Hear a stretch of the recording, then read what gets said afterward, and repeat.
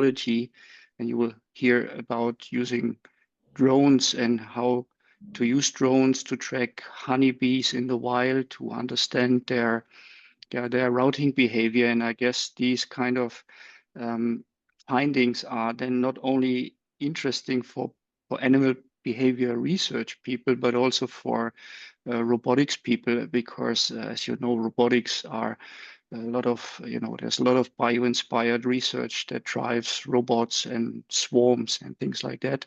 And that's why I guess, Andrew, your paper was also published in Science Robotics on the project that you're reporting today. Andrew is from Australia, I think, originally from Adelaide, or at least you did your PhD in Adelaide a couple of days ago, and then moved over Vienna to Freiburg. He's at the University of Freiburg at the moment in the biology, I don't know, biology department or faculty, I don't know how it's called at your university. So Andrew is doing animal behavior research mainly, so as a biologist with a lot of technology involved. And again, the talk today is about how to use drones to track honeybees in the wild. Andrew. Great, thanks for inviting me. I'm gonna try and share my screen. So can you see this? Yeah. Okay, wonderful. And so, yeah, so it's great to be back. I wish I could be there in person, but it's not possible today, unfortunately. And yeah, as Oliver mentioned, we're going to be talking about tracking honeybees from drones, and also I'm in the Faculty of Biology here. Actually, I'm American originally, and I will be sort of discussing our lab's interests in the internal world model of bees. So how does their mind actually do all this kind of thing? And so I will have a bit more of a technology heavy spin on it for this audience, and I'm especially interested in potential collaborations or just technical discussions with you all. It's an opportunity I don't always have, so I'm grateful for it. Okay, and so before I really get into our own work, I'd like to say a few words about bee navigation. And so I want to start with this paper from almost 50 years ago, which was pretty spectacular results. So basically, the experiment was done by Gould, and the idea was that bees were at a hive, and they were trained to visit this feeder A, which had sugar water. And after they were reliably flying back and forth between the hive and A, which of course they could only see by either standing at A or the hive, or probably they had a student at both taking a lot of notes. And once they could see that bees were reliably going back and forth between these two locations, then they captured a bee that was leaving the hive. It was hungry, and it would have been going to location A, and they put it in a little black box and brought it over to location B. And just with their eyes, they watched what it would do when they would release it from location B. And what they saw was it would make these kind of circling movements, fly upwards, and then they recorded the final direction that they saw it flying at. And what they could see, that's the experiment with the black dots here, is that all of those bees were flying generally in the direction of A. So what they suggested was that so at that time it was known that at least higher vertebrates can plan behavior to make use of novel and efficient routes on the basis of map-like cognitive representations. The results of my experiments suggest that this ability, which is often considered a basic form of thinking, is not limited to vertebrates. So this study really provided kind of first really strong evidence of cognitive maps in bees, that basically bees were able to recognize they were in this new location and compute a shortcut to their kind of goal. So it's really fascinating that this small animal with this tiny brain can perform these kind of tasks. And of course, in Austria, I'm sure since primary school, all of you have learned about the work of Karl von Frisch, who discovered the bee waggle dance, which has been described as symbolic communication in an insect. And so I like this figure, which denotes that outside the hive, a bee may be signaling, for example, that there's a flower or a feeder, for example, directly in the direction of the sun, a certain distance. And so that bee inside the hive will go vertically upwards on the honeycomb to indicate that it's in the direction of the sun. And also the number of waggles, or the duration of this waggle phase of the dance, is proportional to the distance from the hive to the feeder. And then if the food source, if the resource is offset from the sun, for example, by 45 degrees, that waggle dance will be at a 45-degree angle from the vertical in the hive. So again, you know, a really pretty amazing example, if you think about these tiny animals, what this really means, all of these sort of navigational variables that they're computing, the ability to return home again, and all of this with a brain that's, you know, really tiny. And of course, the environmental cost of making a bee, you know, is almost trivial compared to even, you know, the simplest kind of robot that you could think about today. So indeed, I think we probably do have a lot to learn still from animals in the world and their secrets. So now I want to turn a little bit towards technology. And so from these kind of experiments, one of the major sort of innovations that have been used was the development of harmonic radar.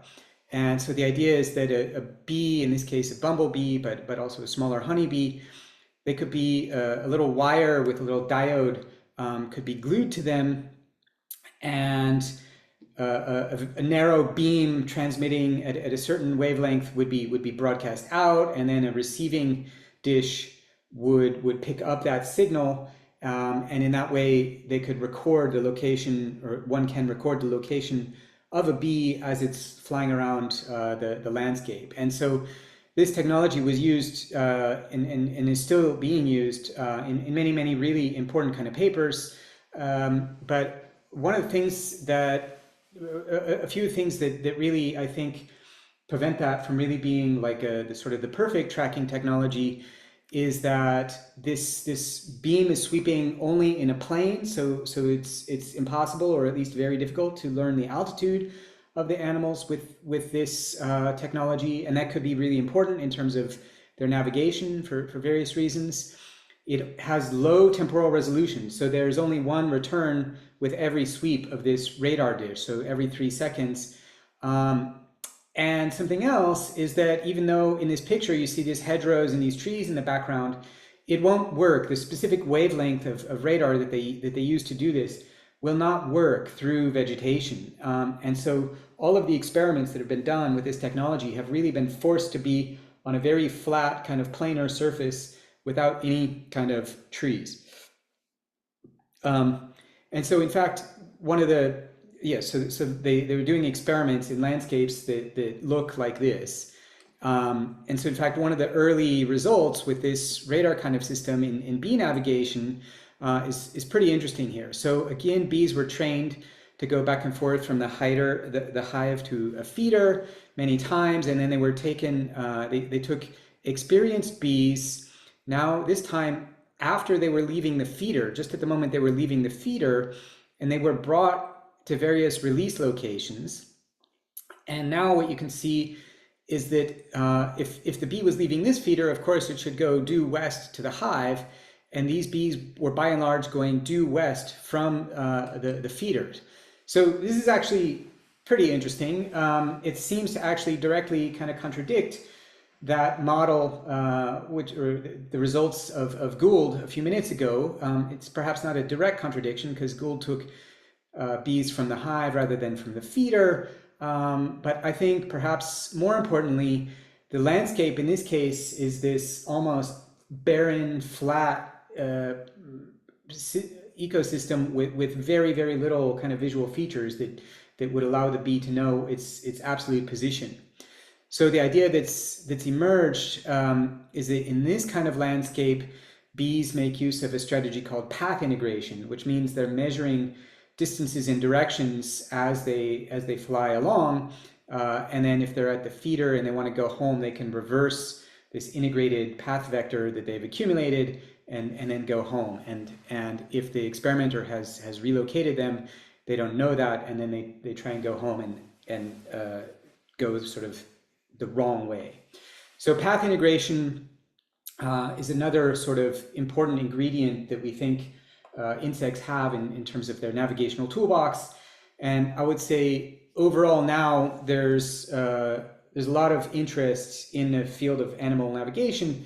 How are these different kind of modes of navigation really implemented at the nervous system level, and also just behaviorally? You know, how would a bee switch between, if you know, a map-like representation where they may have visual landmarks, or using path integration vectors and so on. So we recently published a paper where, you know, the specific question is, what are the internal world models that bees use for navigation? And we don't answer the question, we're posing the question, but we propose, based also on the work of many others, different kind of mental representations that a bee might have in its mind. And so highlight here this region called the mushroom bodies, which is famous as this storage center of memories in the insect brain, and in the bees is almost certainly heavily involved in terms of visual learning for navigation. And you know, we propose, based on the literature, a range of different ways that bees could use visual memory to guide their navigation. On the simple end of the scale, it could be simply some kind of directional cues that if they see a certain scene, that means turn left or turn right. Or perhaps they store a kind of topological graph where there are locations known in the environment, and perhaps known that, you know, if I do this specific behavior, then later I'm going to get to this other location. Or those locations may begin to have directions and distances associated with them, and now there may be able, the bee may be able to then compute novel routes that would connect locations on there. Or you can even imagine like a dense representation of space where every possible location in some grid, for example, would be represented, and somehow you store features of interest in that grid. So these are kind of ideas that are running through our minds, specifically in the lab, but also many other people in the field right now. So what I'm going to do, I'm going to show you some of the results of our new bee tracking drone, and then I'm going to discuss sort of how it works, and then some of the science that we're doing with it. So here now is a 3D representation of the field site where we've been working. And each of these little tracks is an outbound track of a bee from the hive, which is up here behind a tree, to a feeder that they've been trained to. And there are tracks of the same color. Those will be from the same individual bee. And there are tracks of different colors, and those will be from different bees. So I'll talk a lot more about this sort of like scientific content here. But maybe the first thing to say is just to point out the fact that we can record these tracks, you know, in 3D at high temporal resolution and high spatial resolution. And there's also some structure in the landscape here, like these trees. And I don't want to say that, you know, we've solved the problem of drones flying through trees. That would still be a problem for us. But nevertheless, we can track bees as they go around trees. And as long as we steer the drone around the tree, then everything is fine. Okay, so how does it work? So how are we able to acquire these 3D trajectories of bees from a drone? So the first thing is that we glue a little reflective ball to it. So it's about a 3 millimeter diameter styrofoam ball, and we have retroreflective tape, just like you would have on sports clothing, for example. And that little ball with our system, which I'll discuss the other aspects of it in a minute, gives us a detection range of about 23 meters. And the ball weighs about 20 milligrams, which is in the range of a kind of a payload that a bee would take back, and also in the range of the antennae from the radar system. But obviously this is physically much smaller, and so it's not only a mass issue that might perturb the bees, but also for example, changing the center of mass, things like this could be important. So here's the kind of video that we collect and that we analyze. And in fact, if it looks a little bit weird, like we're following this bee for a very long time, that's because this video is actually acquired from our drone as we're chasing a bee. But in a sort of a step-by-step description of the process, what we want to do is we want to collect video that has this very high contrast of the dot of this retroreflector. And our main enemy is sunlight. And so what we're going to do, we're going to have the camera also with the light source, and we're going to constantly keep it pointed at the reflection. And so this image sensor also carries very bright infrared LEDs that are aimed parallel to the light collection path. And as the bee flies around with the reflector, we're going to keep this pointed at the bee. And as I mentioned, the main problem is sunlight. So if we imagine over time, the brightness of sunlight is schematically represented as this level on the y-axis. The idea is that we want to send out very, very bright infrared pulses, very, very tightly confined in time, and then only make camera exposures just at those time windows to be able to create this kind of bright video. And then we have another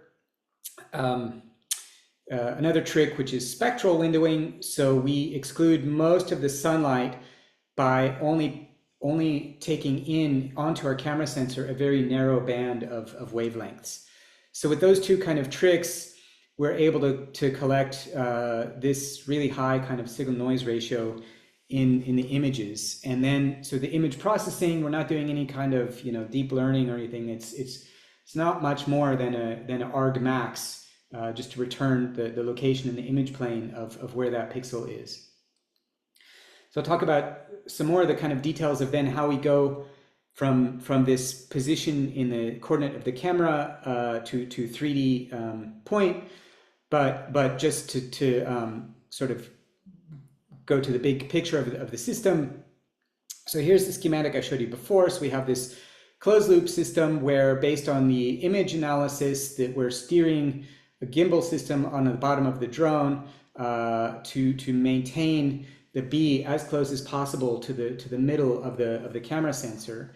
And then, so that was what we published last year, as Oliver mentioned. And then now what we've added is an ability for the drone to do an auto chase. So we add an outer loop around this control system, so that now the drone automatically tries to keep the bee within that 23-meter tracking range. So prior to that time, so in our 2024 paper, the pilot, who was me, had to try and keep the drone within that distance, which, as you might imagine, was very difficult and very stressful.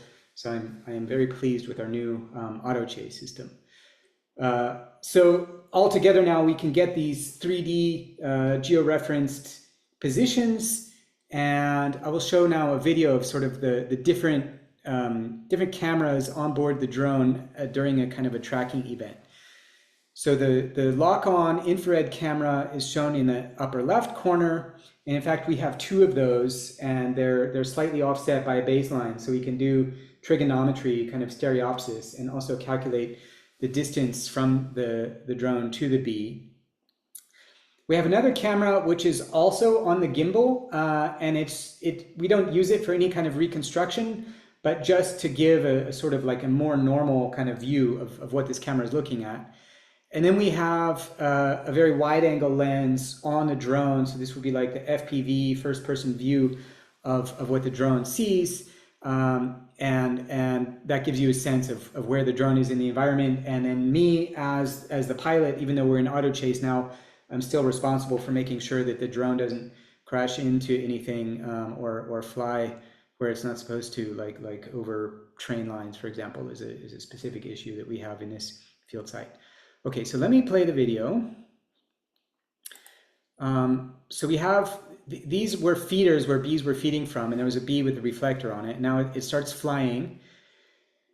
And so the hive is over here behind this tree. So this bee is flying towards the hive.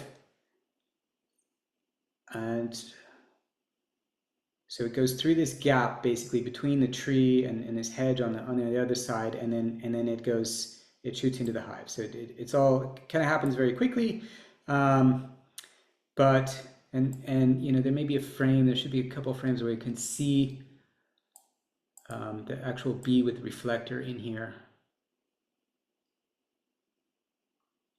Yeah, you can see just on the lip of the feeder, you can see that little reflector in the high magnification camera view. And of course, that would be the size of the bee in this wide angle lens, even though it's like a 4K image, would be like 1 pixel or something. It'd be impossible, nearly impossible. Every once in a while, you can see like one flash to track it with that view. So I think we really need this fast lock-on system to kind of do this tracking. Okay, so as promised, I want to discuss a little bit more how we do the 3D reconstruction, and I made this slide specifically for this audience. And I should also say, if there's something unclear, please interrupt me and ask me. I have not talked, for example, about this slide before, and some of the scientific results, they're also brand new. So, okay, so we measure things, so we measure various angles and distances, for example, with the camera sensors, but then we also measure the angle of the motors, the gimbal motors, relative to the drone, and then we integrate the orientation of the drone relative to the world, and then we have to also take the position of the drone relative to the world, and so we have all these kind of sensors and all this kind of data that we need to do a 3D, you know, multi-sensor fusion reconstruction state estimation on. And so it's I would say what we have now is working. It's working reasonably well, but also there's certainly, even at the sort of like pure mathematical side of this, or let's say numerical optimization side of this, there are a number of parameters, for example, that we put into the reconstruction, which are pretty good, but we haven't like really validated or optimized. So there'd be a lot of like scope for improvement, even within the kind of approach that we're taking now. But then I could also easily imagine a lot of things that could be done, you know, kind of low-hanging fruit perhaps. So for example, if you look at what we're doing here, we're not using the cameras on board the drone to estimate its pose. And, you know, if you're in a computer graphics universe, you think about structure from motion, you might think, well, we could get really good pose information from all these cameras that we're carrying, or potentially carry some new ones. And there might also be potentially some interesting kind of research questions there, because we need to do things, you know, outdoors at a kind of landscape scale over hundreds of meters. We've got environmental features which are invariant, like you know, the locations of tree trunks. But we have other things which are changing, like, you know, there's leaves and branches blowing in the wind, you know, on a kind of second by second basis, but even on a day by day basis, you know, there's a cornfield and the corn is growing, or, you know, so there may be some kind of interesting challenges there. And then in terms of our modeling of the mind of the bee, we also want to bring these environmental reconstructions into to a computer system. And we don't just want like one sort of perfect representation of what it was like when we collected the data. We want to be able to systematically change things. So for example, you know, if we think that bees are robust in their navigation to changing illumination conditions, you know, as the sun changes position in the sky, or as clouds go over, or even as it gets a little bit foggy, we need to be able to put those kind of changes into our simulations. And so I thought for you guys, some of these problems might be potentially interesting. So I mentioned them here. Okay, but now let's turn to some of the scientific questions that we've been working on. And so here's the field site. So the hive is up here behind this tree. And we're going to ask the question, how precisely do bees navigate with this kind of structure in the landscape? And so we think this will be informative about the memory and the behavioral strategies that bees use. And so our approach is that we have some feeders down here, and you see that they're lower than the height of this cornfield. So bees up here, unless they're flying really, really high, which we've never measured, we've never seen that, so they're not, at least in the data that we're collecting. They cannot see the feeder. And so what we do, we tag bees here, and we wait till we've seen them going back and forth several times before we start tracking them with the drone. And so I just say that because these bees are highly experienced. There's all kinds of interesting questions about how do they learn these routes? What's the learning process? What do their routes look like as they're learning? You know, how many trials do they need to learn? A lot of different things. We haven't touched any of that yet with the system. There is some research on that, but for example, with the radar in these kind of more barren kind of environments. So those would be interesting kind of questions for the future. Okay. But once we've identified these experienced foragers going back and forth from the feeder to the hive, then what we're going to do is we're going to track them with the drone as much as we can to characterize the performance of individual bees that are highly experienced. And ultimately, you know, we want to get to these kind of questions about you know, path integration versus landmarks and so on. But you know, as a foreshadowing, we're not going to get there today. That's hopefully what's coming in the more distant future. Okay, but what do we have? So for example, here are flights, both outbound in green from one bee, and then return flights from the feeder for that same bee. And so what is maybe a little bit interesting is it looks like the outbound flights are all very tightly clustered here, and the return flights are all very tightly clustered there. But there's more variation as the bees are going over this cornfield, which is maybe kind of expected because there's very little kind of local structure there. It's this very regular pattern of repeating corn stalks. And you know, it's maybe interesting that the outbound and the return flights actually seem to be kind of physically distinct there, even though it's one individual bee. So if we look actually at other bees, we can see some of them take a totally different outbound route. So they would go up and over this hedge here, but when they return, they come back around the tree this way. And then in these plots, so the color represent the one bee, the outbound routes, and the return routes, and then the gray lines represent the other bees. So that's one bee. And in fact, one of the interesting things we found is that on the outbound routes, some bees actually will take different routes to get out of the hive and towards the feeder. But we only ever observed a single flight of a single bee that took a different return route. So they seem to be more kind of flexible on their outbound routes in terms of route choice than on their return routes. But then, so one of the other things that we were wondering from these kind of data were, you know, it looks like each bee sort of might have its own sort of individual preferred route, you know, both outbound and return. So we wanted to quantify that. So we took a measure from the literature called the similarity index, which is just the ratio of distances between trajectories, the trajectories that one individual took versus the distances between trajectories from that individual and all the other individuals.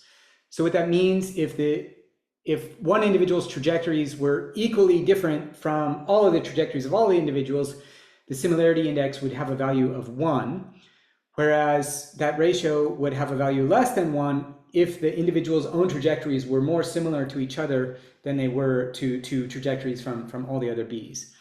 So if we plot those measures for the different individual bees, we can see that you know, by and large, with the exception of a one annoying gold 07 bee, the similarity index is less than 1, both for the outbound as well as the return flight. So it really seems like bees have these kind of individual routes. So I think that's kind of actually pretty interesting. So somehow the memories that they form seem to be really these very individually specific memories that they then somehow follow back. And what I mentioned before is that some regions of these routes have really low variability. So here's an analysis that we've done where we break up the route from the hive to the feeder or from the feeder to the hive in 120 planes, each 1 meter from each other, and we can plot the trajectories of the outbound and the return flights as the bee crosses that plane.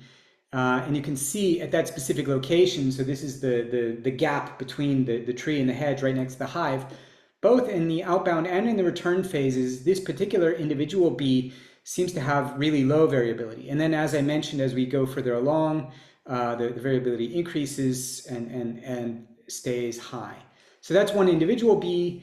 And if we plot this kind of variability metric on the y-axis versus the plane index now for all of the bees that we've collected, we can see that variability is really low at the hive and the feeder, but we think it's maybe interesting that the variability seems to kind of slowly grow on the outbound routes from the hive. This is like within the route.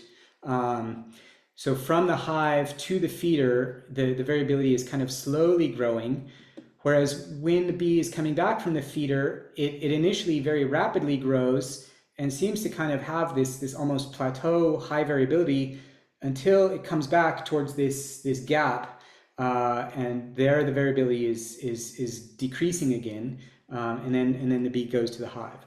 So we have actually a lot of thoughts and kind of models that we're working on, different strategies for navigation that we think are kind of consistent with these variabilities.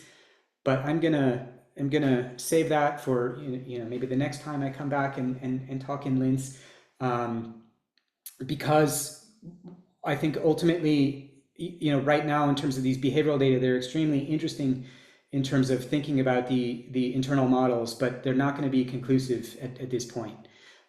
So I'll say a few words now about some of the things that we're working on, hopefully that will get us there in the longer term. So one of them is this computational neuroscience modeling, which I mentioned briefly already, and I won't really go into any detail, but I will say that we're using neuroanatomically inspired models of the insect brain, including, for example, the mushroom bodies, in ways which we know are consistent with how many neurobiologists who've studied the physiology of these systems think about how they work together. And we're using that kind of, we're building artificial intelligence agents controlled by artificial neural networks, which are modeled on this kind of understanding of the insect brain. And then we're using them inside of a reinforcement learning training paradigm to train these AI agent bees to perform kind of spatial navigation behavior. And the idea is that hopefully we'll be able to make some kind of statements about what kind of information processing might be happening in what kind of regions, and for example, how the memories in the mushroom bodies might be storing, for example, views in order to enable navigation in ways that are consistent with our existing knowledge about how these systems work. And so one step along this direction is taking environmental reconstructions, and this is a relatively low grade kind of environmental reconstruction. But what you can see is a little red dot there, which is the location of a camera, and then we're simulating a bee eye view from that camera. It's not perfect, but we simulate some of the key features of the bee eye, which is namely a very poor spatial resolution. And so as this camera, as our model bee moves around, we can generate the visual input that the bee would be seeing. And then the question is, using that, can we train these agents to return home? And then so some of our early work, we could see that in fact we could do exactly that.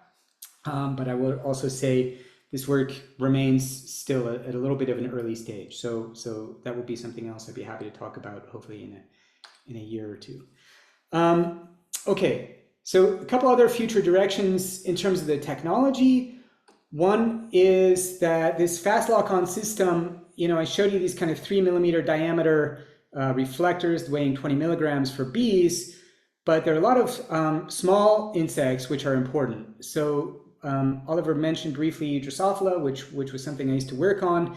And here's a video where we glue a little reflector on Drosophila. So now it's not a sphere, now it's almost just a flat sheet. So we have to remain more or less above the fly here. And there's also some interesting issues with the retroreflector and cameras and size of the reflection, and so there's some kind of non-trivial stuff that would be interesting to work on from a kind of an engineering perspective.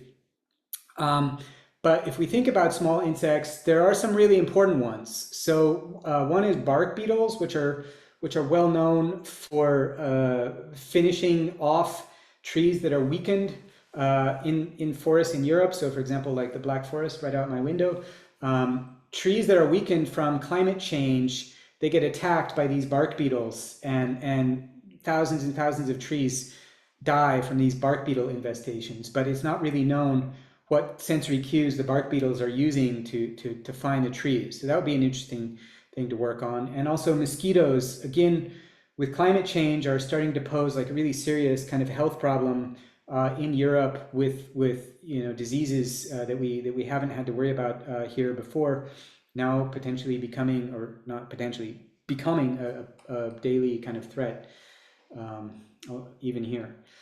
So those are some ideas. We also, in the paper that we published last year, we showed this system where we could have the tracking system, these stereo cameras here, but instead of moving those cameras, they move basically a big periscope mirror. And through that periscope mirror, we could also focus essentially a telescope, including with focus control. And attached to this telescope, we could have a high-speed camera capable of taking like 1,000 frames per second, 2,000 frames per second kind of videos of insects flying around. So I think this kind of footage is really cool and really spectacular. And I think it'd be great for studying things like biomechanics of insect flight. That is, this is not something that my lab specifically is interested in focusing on, but I'm very interested in collaborating with people who'd be interested to pursue this kind of thing further. And then back sort of towards the internal world models of bees, and also back to this first talk that I gave in Linz 15 years ago, virtual reality. Of course, one of the things that's also on our minds is we want to start bringing the bees in from outdoors into the lab. And one of the things we might like to do would be to put a tethered bee in a virtual reality kind of simulation where we can measure its wing beats and update what it's seeing with a computer graphics controlled projection, and then let these bees fly around kind of virtual worlds now that we can control like really, really precisely. I think the data that we collect outside are really fantastic for understanding, what's the full range of what bees really do, and ask about, what's really realistic from some of the things that have been found in more kind of reduced experiments. But I think if we really want to go to the kind of mechanistic level of how is the brain working, we really want to be able to create some very, very sort of precisely specified environments where we can ask really detailed questions. So with all that said, I want to go to my most important slide. So I haven't been naming the names of the people who've been involved, but this has been by far not a single person project. I have to thank everyone in red here has been directly involved with the main line that I've been talking about. So Rachel Stenteford has been the key person in analyzing the data that I was showing on those bee trajectories. Michael Harrop has been instrumental in getting all of the bee field experiments working. Stefan Lochner has been working on the computational neuroscience models that I've discussed. And Victor Titov is sort of our lab hacker extraordinaire who's been keeping these drones going and the fast lock-on system, pushing it up to like ever greater tracking distances. So it's a fantastic team, and it's my honor to work with them. The Volkswagen Stiftung funded this from the beginning when it was still like a crazy idea. And now I have a grant from the DFG also to work on the 3D reconstruction improvement. So we have various other collaborations and many of the people that are helping us. I'd like to thank them too. And finally, I'd like to thank you all for your attention. Thanks. Thank you very much, Andrew. Very, very interesting, as it was 15 years ago, obviously. Do you have any questions, anyone? You can unmute yourself or write it into the chat as you prefer. Okay, then I guess I have to start with a few questions to warm people up. I can imagine like all the technological issues that you have here.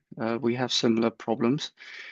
How precise is this? I mean, I guess you're relying on sensor noise and drift of, IMUs, gyroscopes. You have imprecise compass modules and so on. And then, of course, you have limitations in infrared light sources, camera resolution, and all of that.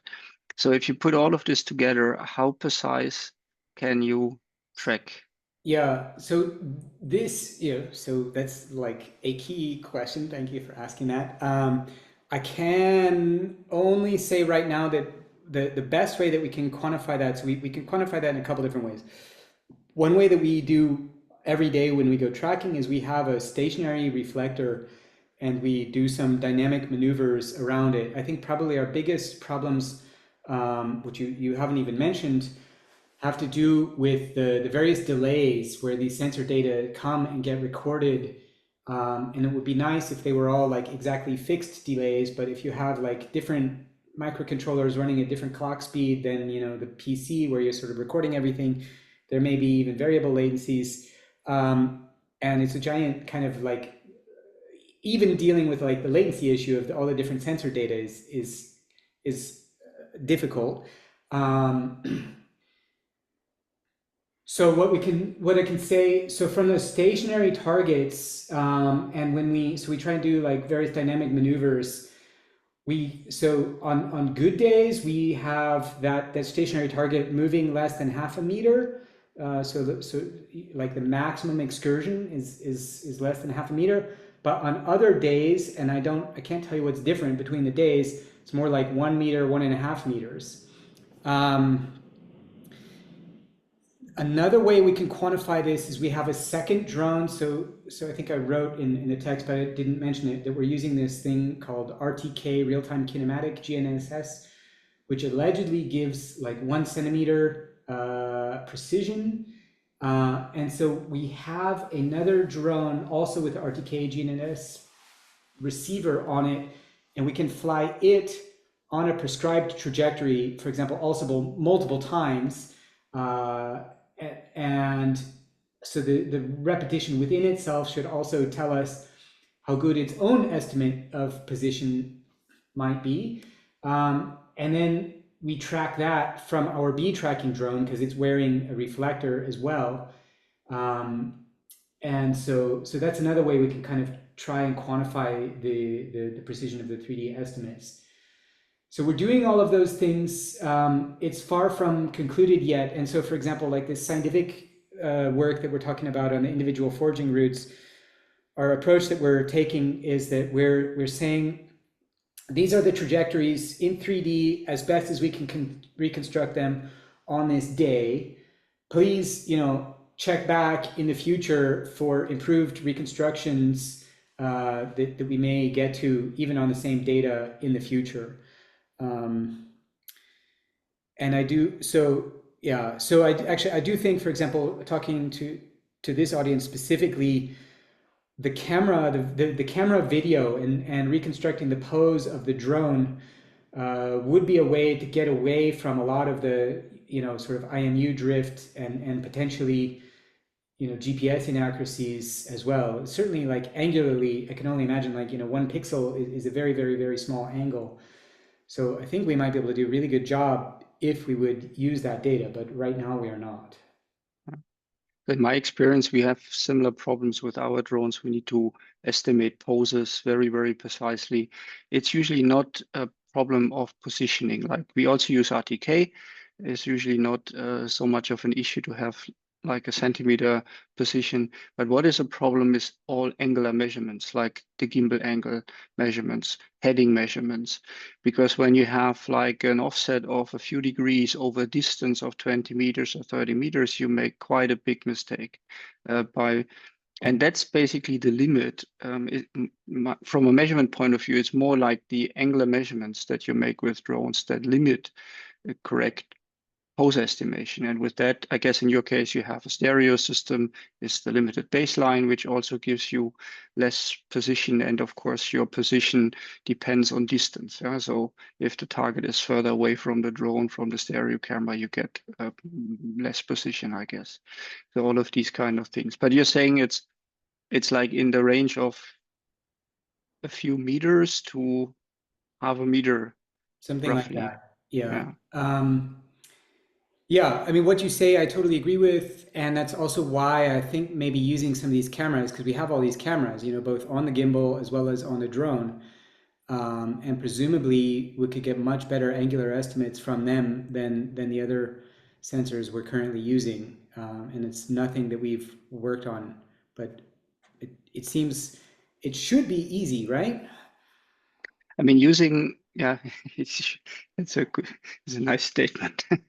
But I think using maybe two drones instead of one drone with a stereo camera to get a significantly larger baseline would certainly give you, even if you have still issues with rotation measurements, should give you a much higher position. And if you have a second system already, that should be relatively easy to do. So instead of potentially crashing one drone, we could crash them both on the same event. Yeah. Yeah. The other question I had is we had a similar project with drones in nesting observation. Yeah, so basically counting nesting birds in forest. And we had a problem that at some point, basically, the animal were distracted by the drones and they even attacked the drone. Do you have similar issues here that the bees are noticing the drones and they are distracted and maybe even behave differently because there's some noisy drone in the neighborhood and maybe they would Yeah, behave differently without? yeah, and to make matters worse, I mean, it's not just that it's like a noisy drone that's like next to you. It's a noisy drone that's following you very specifically, right? I mean, maybe it's kind of annoying if there's a drone hovering next to you, but it's really alarming if there's a drone that's, following your every move very precisely. And you could imagine, predator escape behaviors that bees may have evolved specifically to kind of deal with this kind of thing.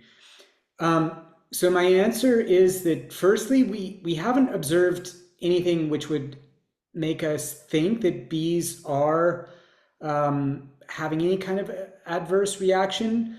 But the second part of the answer is I think we actually, this is part of grant proposals that we're writing now, that we need to study this pretty carefully. So what we would do would be to have a multi-camera stationary system where we could track the bees even just over a small region and then look for changes in behavior when we're additionally tracking them with the drone or not. And I think that would give us a kind of a quantitative readout, at least, in that relatively small space of, is there a change caused by this behavior? But I don't see, that being said, I mean, that's the careful scientific answer, but we just don't see, I mean, the bees are continuing to feed like at the same frequency that they were feeding before we're tracking them. And so it's kind of hard to imagine that there's big problems. Um, Do they that's my answer. do they visually perceive the infrared flashes? No, so no, they don't. So bees maybe have a little bit of sensitivity to red, but we're out at 850 nanometers and also trying 940.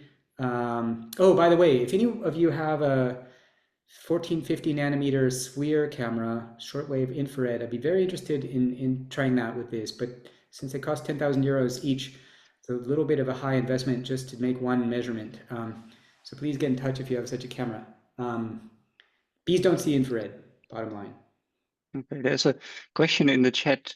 Were you able to observe different behavior in bees movement based on the seasons or weather in their age, if you know the age of the Yeah, oh, unfortunately, so far this has really been like, what are the very first things we could do when this system is starting to work? And so the pretty much the primary data, the main data set that we have that's really systematic in any way is what I've just shown you. So I hope that in the coming years we can try and address these kind of questions. I mean, one thing that we did look at a little bit was, you remember how I showed bees take these different outbound routes? One question that we had was maybe over the course of a day or two when we're tracking them, that with increasing more experience, they start to prefer the one, for example, that does not go over the hedge, because maybe going over the hedge takes more energy and it's more energy efficient to go around. But we see there's no correlation between what you know, the track number and what the bee has done. In other words, sometimes they'll go, if they're a bee that takes multiple routes, they seem to take multiple routes consistently over time, rather than only early doing one and then later doing the other. Any more questions from anyone? Does it change with the environment? So I could imagine if you have like a different environment, the route changes a lot, or it would make your job also easier if you have like no occlusion of the trees and it's a different cornfield, for example. Yeah, well, so I think now this is one of the interesting questions that we're going to be able to address with this system, because with the radar, they really had to work only in these very wide open, very kind of homogeneous fields.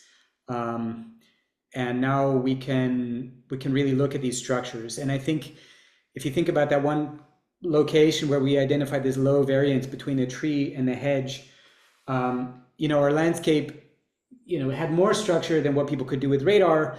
But what we'd really like to do is to have like a much larger kind of scale experiment than what we already did, where there's more trees further out, and ask how the bees are dealing with these other structures. Because one of the ideas in the literature from non sort of landscape scale experiments, or without tracking the bees in this way, is that they remember certain locations where there are landmarks, and then they can fly sort of sequentially between landmarks. But with the radar that gets blocked by trees, which would probably be the main kind of landmarks that you might imagine, it just hasn't been what people have really been able to study very well at that level. Did I answer your question?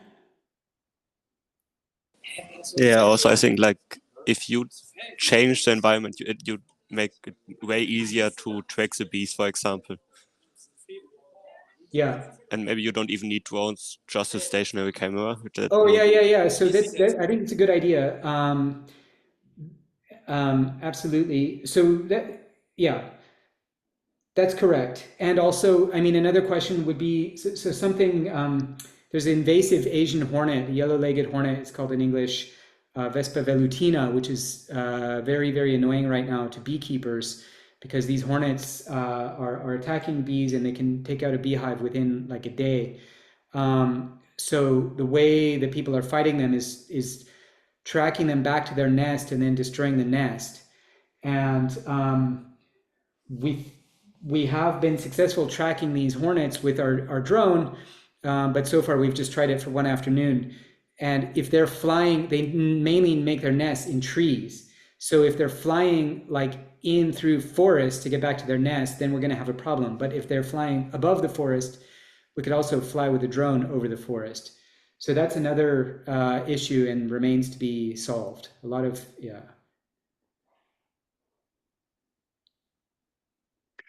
More questions? Andrew, for bark beetles, do you have to fly below canopy? Well, the bark beetles right now, we want to just track them in a kind of a laboratory setting, but we could imagine tracking them outdoors as well. But since so little is known about them, actually, so this would be a collaboration with Peter Biedermann, his name is up here. So he's in the Institute for Forest Entomology here in Freiburg. So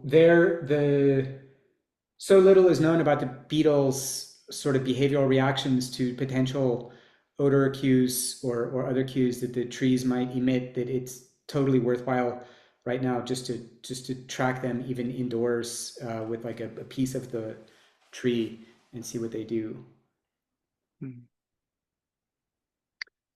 Okay, more questions?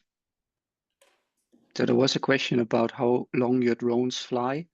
I answered that with, our flight times. I guess it's similar in your case, 30 to 40 minutes, depending on all sorts of conditions like Well, wind and. I wish. So we have.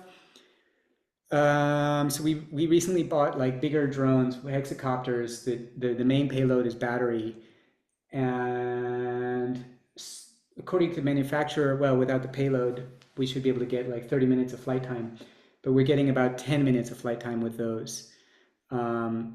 So the good thing is we have got a strong charger, so it takes about 10 minutes to charge a battery. So we do have some downtime when we have to land and switch the battery, but we can almost fly sort of continuously with our charger and one or two pairs of batteries. But what's the flight speed of a bee? So how long does it take them to go from the feeder It's to about the? 6 or 7 meters a second, fast ones. Yeah, so we spent a lot of time. The specific experimental design that we've converged on here is one where we can actually keep the bee kind of trapped in the feeder or the hive until the drone is hovering above it, because we need to get this lock-on working. And then once we're locked on, we can release the bee and then follow it. So, but if we open the gate where the bee will come out, it may take the bee a couple minutes, and then it will take a couple minutes to fly the route. Yeah. There's so many technical things. I mean, also all, I haven't even discussed it here, but all the electronics of the flight controllers and the radio links and the range of these different components, and some of them are proprietary, some of them are open source, and it's all, it's a lot of complications here. Okay, more questions? Yes, I have a question. Perhaps this is a naive question, but is it possible to detect the bees also in 3D without the device that you have on them? For example, by estimating the depth of the ground with meters, for example, it gives you a depth map, and based on that, you perhaps can detect those guys in 3D as well. Or is this too unprecise? I mean, you could probably. I haven't run the calculations, but you could. It's an interesting idea if you're doing. But I think the problem with depth. I mean, what would you use? Like, I don't know how you do it, but I mean, you can easily trigonometry. You can calculate how big a pixel is, and b is a couple centimeters. You could think about what a realistic contrast is, and think about, if you're going to be able to pick that up. If you're doing some kind of stereo disparity, I think it's potentially going to be really, really difficult in front of a very complex natural background. But maybe there would be some kind of like optical flow kind of technique where you can, you see that the background is moving, and you see that there's a foreground spot which is moving differently. I mean, it's an interesting issue because here we're doing, computer vision in closed loop. Like, so whatever the result of the computer vision algorithm is going to influence what the camera sees, and it may be interesting. But yeah, like I say, our primary, we're supposed to be biologists here. And so we kind of got this thing working to a point where it works well enough to address some biological questions. I think we're at that point now. And I remain interested in a lot of these engineering questions, but I think those would be best for me to collaborate with people like engineers. So if there's any specific ideas that anyone has for collaboration, I'd be very, very happy to discuss those further. And I guess you get 3D because you use a stereo camera system, right? You get 3D tracking. Yeah, so we've tried. Yeah, so we just extract the bright point and do stereo, not disparity matching or something, but really just triangulation. But we have taken these two videos for computational efficiency reasons. We save one at high frame rate, the other one at low frame rate, so it's not optimal. But we can play them back in stereo, and you get this stereo effect of viewing through this infrared camera, and we can do that, but we haven't tried any automated analysis based on that. Yeah, it'd be interesting Thank to you. get your feedback about real-time video encoding on a drone, and yeah, this is again another of the technical challenges that we have. Okay, more questions? If that is not the case, then Andrew, thank you very much for this very interesting talk. And I see you in 15 years again, I guess, for the Yeah. next talk. We both will be retired at that point, I guess. Yeah, maybe I have a year or two left at that point. Yeah. Okay. Yeah. Okay, then thank you very much for the talk. Thank you for everyone. Thank you to everyone for coming. And I guess, Andrew, I meet you now in the other Zoom session for some more discussions. Yeah. Okay, thank you very much. Sure. Bye-bye. Thanks, everyone.